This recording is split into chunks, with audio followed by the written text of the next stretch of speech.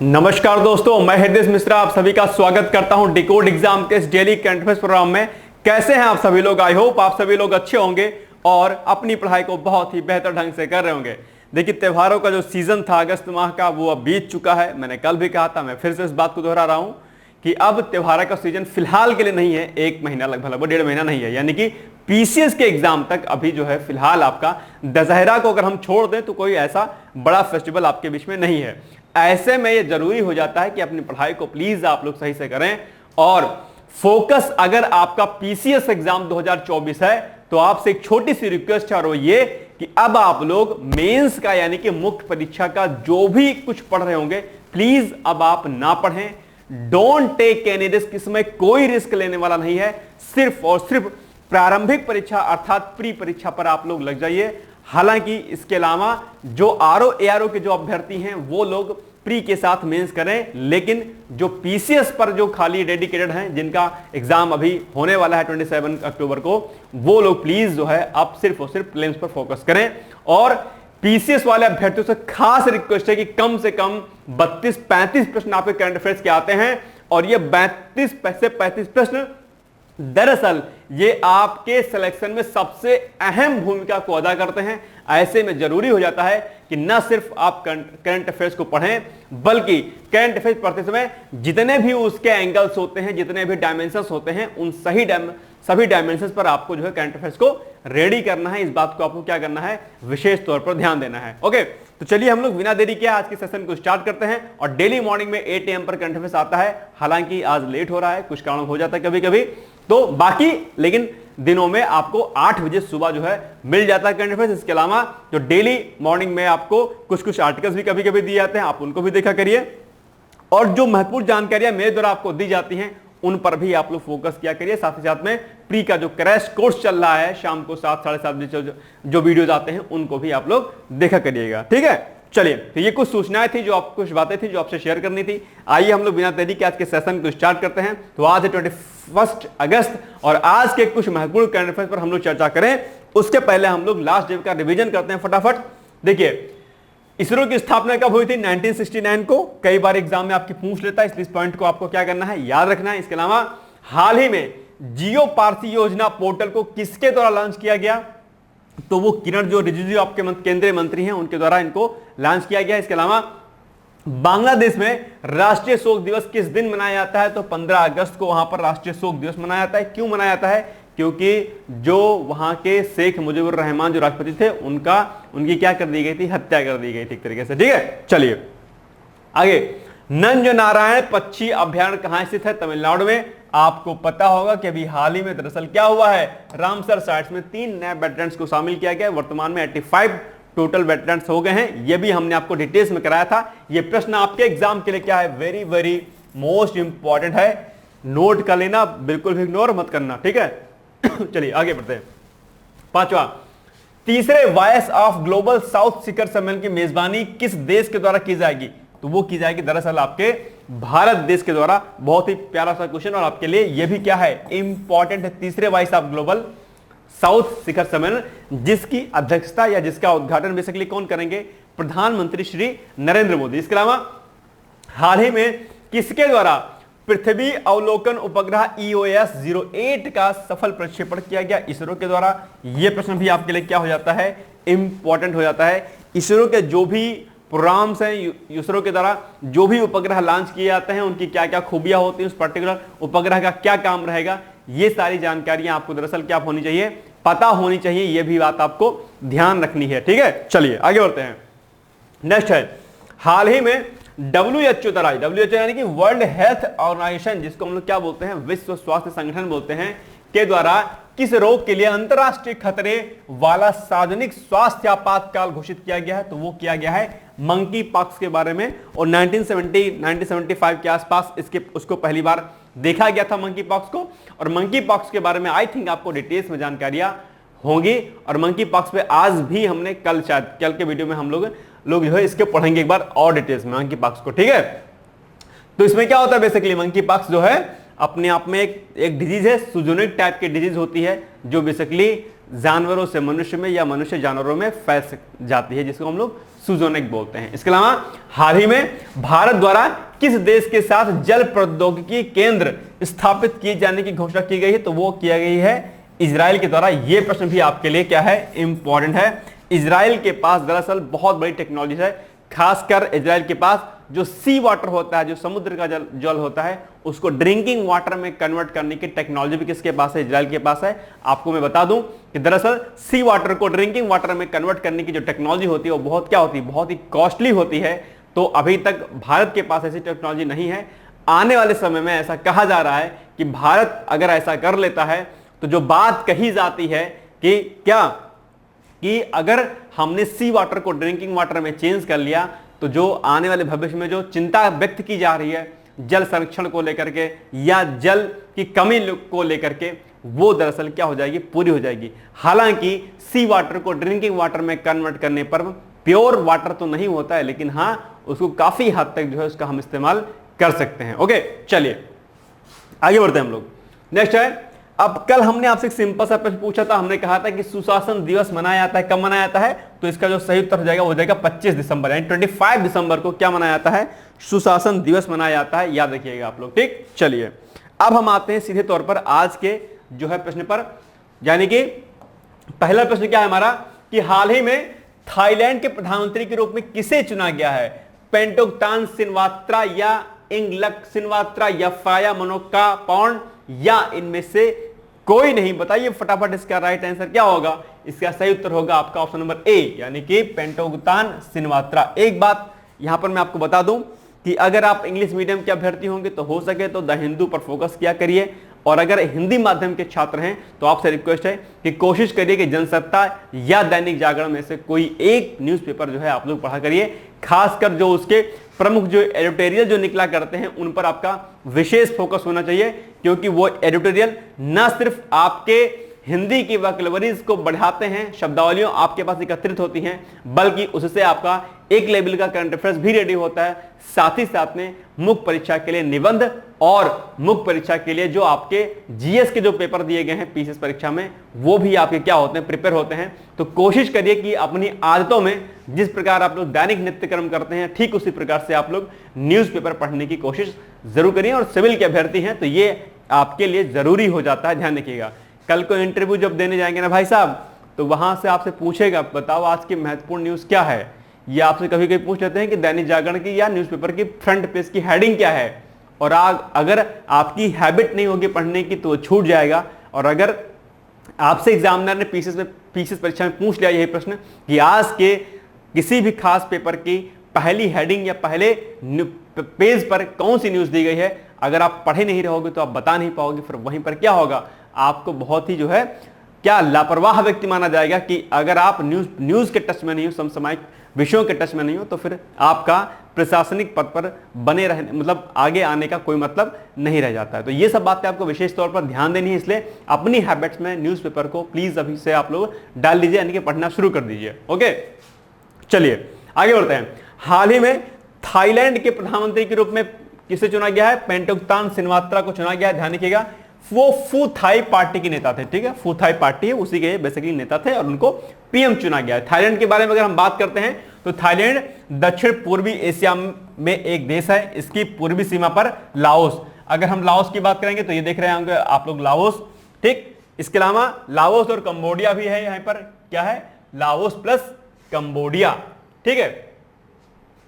ये देखिए ये क्या है, कंबोडिया आपका। इसके अलावा दक्षिणी सीमा पर क्या है आपका मलेशिया, और पश्चिमी सीमा पर म्यांमार है, जो कि यहां पर आप लोग देख पा रहे होंगे, ठीक है। ये देखिए आप लोग क्या है, यहां पर म्यांमार है। लास्ट में इधर बहुत लंबे आएंगे तो फिलीपींस वगैरह भी यहां पर आपको मिल जाएगा, फिर इधर वियतनाम वगैरह है, ठीक है। चलिए इधर फिर लास्ट में क्या, इधर क्या है आपका पूरा का पूरा क्या, इधर वे ऑफ बंगाल यानी कि बंगाल की खाड़ी है, ठीक है। तो ये आप लोग इसको देख लीजिएगा। और लास्ट में यहां पर बहुत दूरगामी पर क्या, इंडोनेशिया यहां पर आपको देखने को मिल जाएगा। मैप के माध्यम से आप लोग चीजों को देखा करिए। कोई भी देश चर्चाओं में रहा करे, मैप में उसकी अवस्थिति कहां पर है, उसके आसपास कौन कौन से और देश अवस्थित हैं, या उस देश की सीमाएं किन किन देशों से और लगती है, अर्थात अंतरराष्ट्रीय सीमाएं किन देशों के साथ उसकी लगती हैं, ये बिंदु भी आपको ध्यान रखना है, ठीक है। चलिए तो प्रधानमंत्री कौन हो गए हैं भाई साहब, पेंटोक्टॉन सिरमात्रा, और करेंसी क्या है वहां की, करेंसी है दरअसल कहां की, थाईलैंड की क्या है, थाई बाट है, ये भी आपको याद रखना है। चलिए आगे बढ़ते हैं। मलेशिया के प्रधानमंत्री हैं, कौन है भाई साहब मलेशिया के प्रधानमंत्री, अनवर बिन इब्राहिम या अनवर रज्जाक या मुश्ताक अली या इनमें से कोई नहीं। तो इसका जो सही उत्तर होगा वो हो जाएगा अनवर बिन इब्राहिम, यानी कि ऑप्शन नंबर क्या, ए इज द राइट आंसर। और देखिए तो मलेशिया के प्रधानमंत्री अनवर बिन इब्राहिम हैं, याद रखिएगा।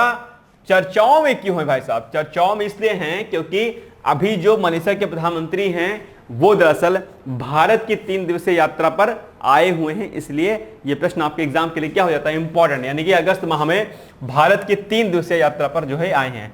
और मलेशिया की अगर हम बारे में बात करते हैं, ऑलरेडी हमने मलेशिया के बारे में पहले भी आपको बता रखा है, लेकिन फिर से एक बार आप लोग रिविजन करते हैं। तो राजधानी क्या है इसकी, कोलालमपुर है, प्रधानमंत्री अनवर बिन इब्राहिम है, करेंसी इसकी रिंगिट है, और मलेशिया दक्षिण पूर्व एशिया में स्थित एक क्या है, उष्ण कटिबंधीय देश है। और यहां पर आप लोग जो है देख पा रहे होंगे मलेशिया की स्थिति, इधर जो है थाईलैंड है, फिर इधर कंबोडिया, वियतनाम, फिलीपींस, लास्ट में इधर क्या, इंडोनेशिया आपका, ठीक है। चलिए, और ये हो गई सी क्या, राजधानी कोलालमपुर, ये देख पा रहे होंगे आप लोग। चलिए ठीक है, आगे बढ़ते हैं हम लोग। नेक्स्ट है, यह मलय सागर से क्या है, 2 भागों में क्या होता है, विभक्त हो जाता है, विभाजित हो जाता है, ठीक है। प्रश्न आपके एग्जाम में पूछ सकता है, ठीक है, कि किससे जो है ये 2 भागों में विभाजित होता है, तो मलय सागर से। इसके अलावा भारत द्वारा 1957 में अर्थात 1957 में मलेशिया के साथ राजनयिक संबंध को क्या किया गया था, स्थापित किया गया था, याद रखिएगा। इसके अलावा मलक्का जलडमरू मध्य और दक्षिण चीन सागर जैसे व्यस्त समुद्री मार्गों से घिरा मलेशिया भारत की एक्ट ईस्ट नीति का एक प्रमुख स्तंभ माना जाता है। इसको माना कर दीजिएगा, माना नहीं, माना, ठीक है। अब आपके एग्जाम में प्रश्न मुख्य परीक्षा में पूछ सकता है, और पहले भी पूछा है, भारत की एक्ट ईस्ट नीति में मलेशिया का योगदान, ऐसा प्रश्न आप किससे पूछ सकता है, या पूछ सकता है कि भारत की एक्ट ईस्ट नीति क्या है और इसका भारत पर क्या प्रभाव पड़ेगा, ऐसा कुछ प्रश्न आपके एग्जाम में क्या होगा, पूछ सकता है। इसलिए आपको को भारत की एक्ट जो ईस्ट नीति है उसको आपको पता होना चाहिए। तो आज मैं आपको टास्क देता हूं, क्या पहला टास्क आपका यही है कि जो भारत की क्या, भारत की क्या, भारत की एक्ट ईस्ट नीति, भारत की एक्ट ईस्ट नीति क्या है, इसको आपको क्या करना है, रेडी करना है, ठीक। एक तो ये पॉइंट हो गया, प्रश्न ये आपका। दूसरा प्रश्न कि इसी एक्ट ईस्ट जो नीति है आपको मलेशिया के संदर्भ में, अर्थात मलेशिया के यानी कि एक्ट ईस्ट जो नीति है उसके संदर्भ में मलेशिया और भारत का क्या संबंध है, या इनके संबंधों को किस प्रकार की मजबूती मिलेगी, ऐसा कुछ प्रश्न भी आपके एग्जाम में क्या होगा, पूछ सकता है, याद रखिएगा, ठीक है। चलिए आगे बढ़ते हैं। हाल ही में भारत और किस देश के मध्य नौका यात्री सेवा की शुरुआत की गई है, तो अफगानिस्तान, श्रीलंका, म्यांमार और नेपाल। तो अगर इस प्रश्न का उत्तर अगर आप नहीं जानते होंगे तो थोड़ा सा अगर कॉमन सेंस लगाएंगे तो शायद आप इसका उत्तर दे पाएंगे। कई बार आप लोगों ने सुना होगा कि जो मछुआरे हैं पकड़े जाते हैं नौका सजाते समय वगैरह वगैरह करते समय, तो अगर आप थोड़ा सा मतलब रिस्क लेंगे तो आप पाएंगे कि श्रीलंका वाला जो है उत्तर सही हो सकता है, क्योंकि नौका की बात हो रही है, मध्य नौका। अब नौका बहुत दूर तो नहीं जाएगी कि बहुत दूर चली जाएगी, सिंपल सी बात है, भारत देश के आसपास ही रहेगी। इसका मतलब भारत के आसपास क्या है, म्यांमार है, नेपाल होगा नहीं क्योंकि इतना कोई समुद्री मार्ग ऐसा है नहीं फिलहाल, ठीक है। अफगानिस्तान के साथ भी नहीं होगा, तो म्यांमार नहीं होगा, फिलहाल श्रीलंका हो सकता है, that mean Sri Lanka is the क्या, राइट आंसर। तो आप थोड़ा सा कॉमन सेंस लगा करके आप लोग जो है इसका उत्तर दे सकते थे, ओके। चलिए आइए इसकी व्याख्या देखते हैं हम लोग। तो हाल ही में भारत और श्रीलंका के मध्य नौका यात्री सेवा की शुरुआत की गई है, ध्यान रखिएगा, और बीच में शायद ये बंद हो गई थी, इसको दोबारा से रीस्टार्ट किया गया, ठीक है। इसके अलावा अगर हम राजधानी की बात करते हैं तो राजधानी क्या है इसकी, कोलंबो है। इसको हम लोग कार्यकारी और न्यायिक राजधानी बोलते हैं, और दूसरी राजधानी भी इसकी है जिसको हम लोग क्या बोलते हैं, जयवर्धनेपुरा कोट्टी। और ये जयवर्धना जो पुरा कोट्टी है ये क्या है इसकी, विधायी राजधानी है, ठीक है। ध्यान रखना कि बेसिकली जो आपका श्रीलंका है उसकी बेसिकली 2 राजधानियां, एक कोलंबो है और एक क्या है, जयवर्धने पुराकोटी। हालांकि परीक्षा में कोलंबो ही मोस्टली पूछता है, लेकिन कंफ्यूजन के लिए आपसे वो भी पूछ सकता है, याद रखिएगा। ठीक है, चलिए प्रधानमंत्री कौन है भाई साहब? प्रधानमंत्री हैं दिनेश गुणवर्धन, याद रखिएगा। और पाक जल संधि के द्वारा भारत और पाकिस्तान क्या होते हैं, ये पॉइंट अलग है, इसको हटा दीजिए, श्रीलंका होगा यहां पे, इस पॉइंट को हटाइए। ठीक, चलो इसको कट कर दो, आगे बढ़ते हैं। नेक्स्ट है, हाल ही में मुख्यमंत्री युवा उद्यमी विकास योजना की शुरुआत की गई है। शुरुआत किस राज्य सरकार के द्वारा की गई है? ये फैक्ट यानी कि ये क्वेश्चन दरअसल क्या है आपके लिए, वेरी वेरी मोस्ट इंपॉर्टेंट है। क्यों है? क्योंकि दरअसल ये जो मुख्यमंत्री युवा उद्यमी जो विकास योजना जो है, ये बेसिकली जो योजना है ये आपके यूपी गवर्नमेंट की योजना है। किसकी? यूपी गवर्नमेंट की। इसलिए ये प्रश्न आपके एग्जाम के लिए क्या हो जाता है, इंपॉर्टेंट हो जाता है। ठीक है, तो 4 ऑप्शन दिए गए थे, जिसमें से डी वाला ऑप्शन यानी कि उत्तर प्रदेश क्या हो जाएगा, इसका सही उत्तर हो जाएगा, याद रखिएगा। ठीक, चलिए आइए इसकी व्याख्या देखते हैं हम लोग। तो हाल ही में मुख्यमंत्री युवा उद्यमी विकास योजना की क्या की गई, शुरुआत उत्तर प्रदेश सरकार के द्वारा की गई है, याद रखिएगा। और इस योजना का जो उद्देश्य है क्या है, राज्य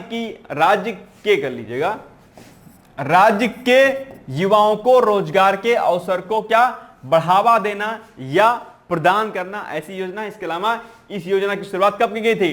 15 अगस्त 2024 को, यानी कि जिस दिन आपका स्वतंत्रता दिवस था भारत का, उसी दिन दरअसल इस योजना की शुरुआत की गई थी।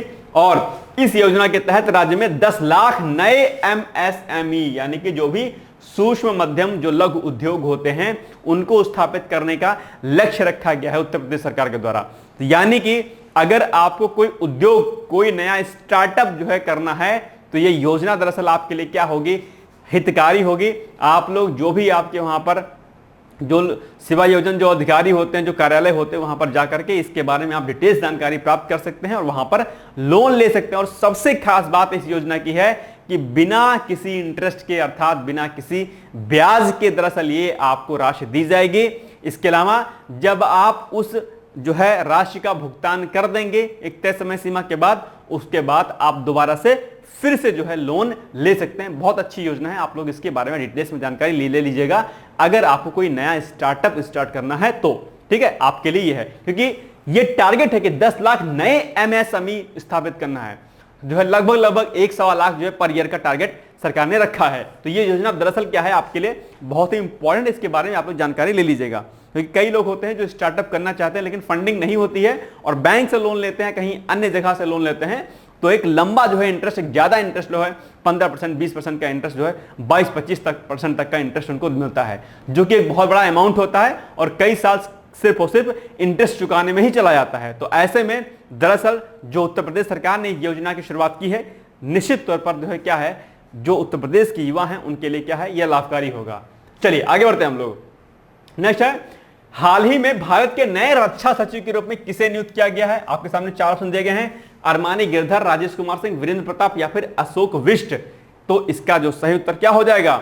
इसका सही उत्तर होगा ऑप्शन नंबर बी, यानी कि राजेश कुमार सिंह दरअसल क्या है, वो भारत के नए रक्षा जो सचिव हैं वो नियुक्त किए गए हैं। आइए इसकी व्याख्या देखते हैं।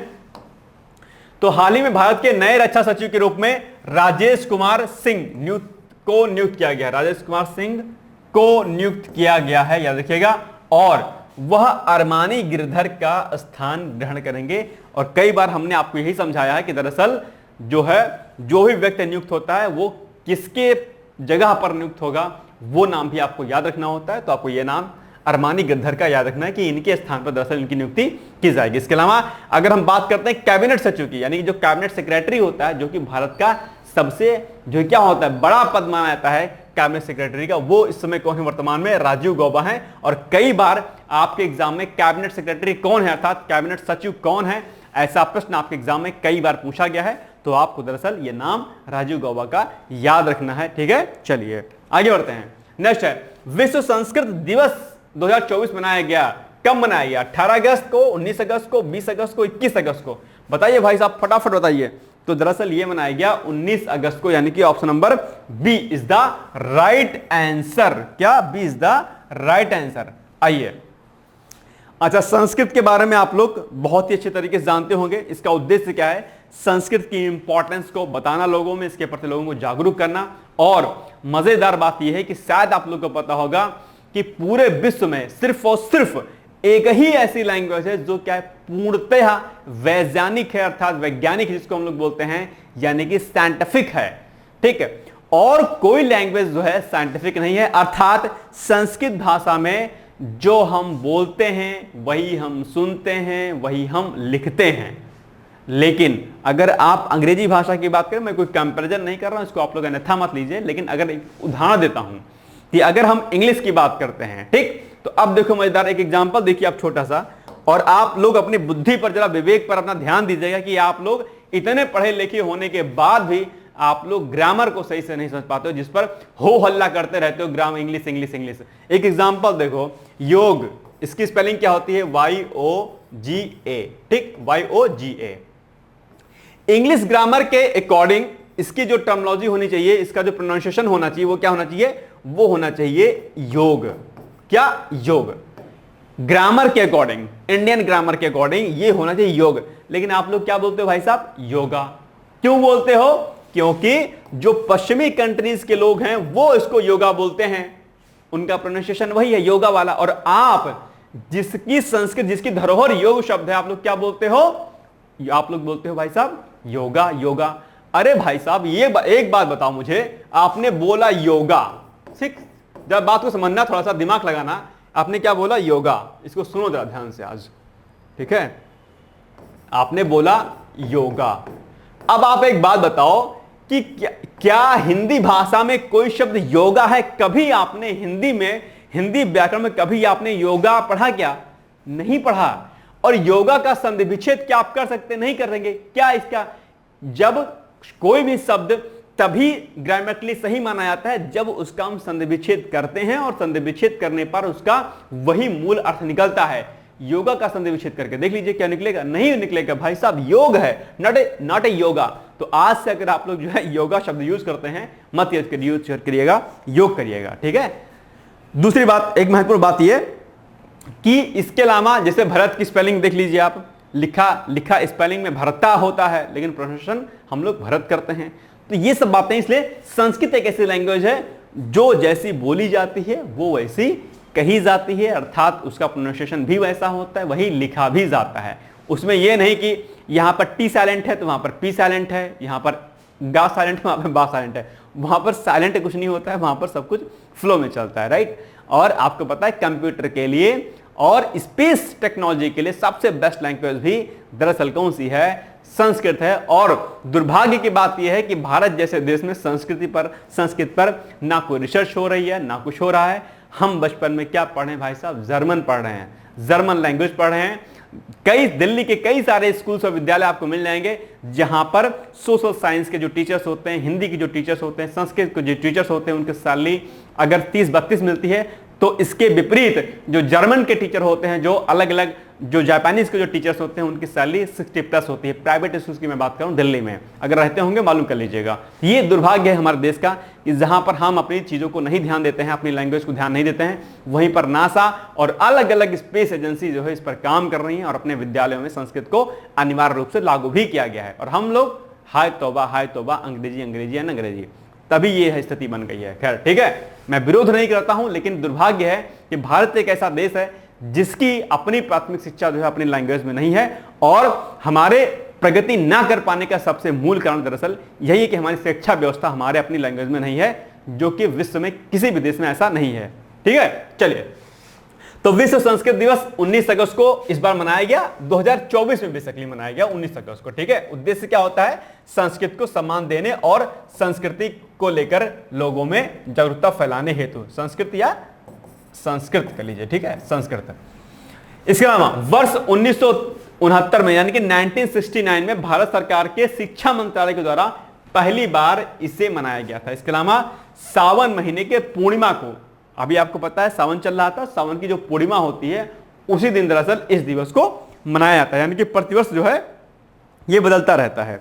और ऐसा क्यों किया गया? क्योंकि आपको पता होगा कि जो पहले वैदिक व्यवस्था में क्या था, हमारी जो शिक्षा जब हम क्लास करते थे तो यानी कि जो हमारा क्लास का जो वर्क होता था यानी जो क्लासेस होती थी वो छुट्टियों में मतलब गर्मी की छुट्टियों में बंद हो जाया करती थी, और जब सावन महीने का जो पूर्णिमा जब आता था तो उस दिन शुरुआत इसकी होती थी, सावन की पूर्णिमा के दिन। यानी कि नए जो आपका जो क्लासेस होती है नई क्लास की, जब आप नए क्लास में एंट्री करते हो तो क्लासेस बेसिकली हमारी सावन की पूर्णिमा के ही दिन जो है शुरुआत हुआ करती थी। ठीक है, ध्यान रखिएगा। चलिए, अब तो छुट्टी नहीं देते हैं प्राइवेट वाले तो छुट्टी का मतलब बर्बाद कर देते हैं बच्चों को। इतना बड़ा बस्ता, इतना बड़ा बैग उनका कि बेचारे उनका जो बैकबोन पेन होता है ना, चश्मा लग जाएगा अलग, बैकबोन पेन होगा अलग।